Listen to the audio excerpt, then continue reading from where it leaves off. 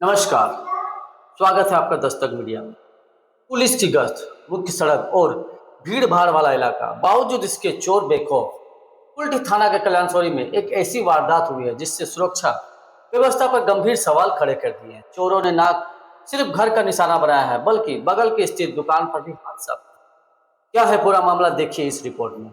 घटना कुल्टी थाना के चौरंगी फाड़ी अंतर्गत कल्याणसौरी तेंदुआ सड़क के कल्याणसौरी पीएचई बाउंड्री के पास रहने वाले अनिरुद्ध साव, जिन्हें इलाके में पिंटू साव के नाम से जाना जाता है, मंगलवार को अपने परिवार के साथ तारे पे गए थे। गुरुवार को सुबह जब वो घर लौटे तो घर का मंजर देखकर होश उड़ गया।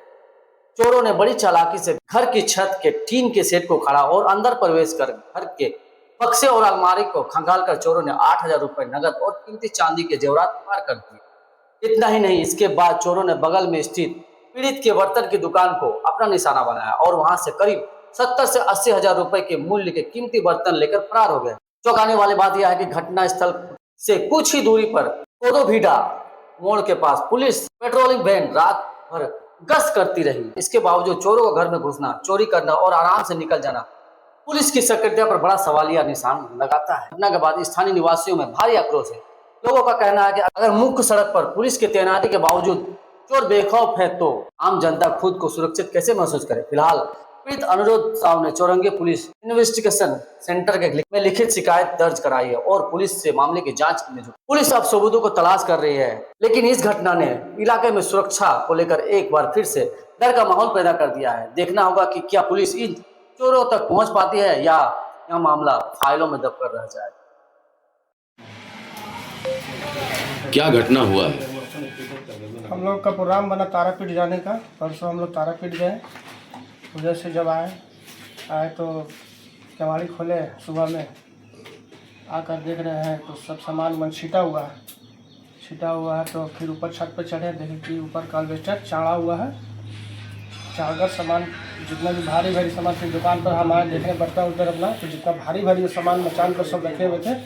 पीतल का कलसी था 6 पीस, बाल्टी था 4 पीस, लोटा था 5-6 पीस। लगभग कितने अमाउंट का बर्तन होगा आपका? मोटा मोटी 70-80 रुपये का बर्तन पीतल कांसा का था। और एक डब्बा में चांदी का सामान रखा हुआ था। एक पुराना पायल था, एक नया पायल था। 2 जोड़ा पायल था। 2 ठो बच्चा का चांदी का चेन था। और 3-4 बिछिया था।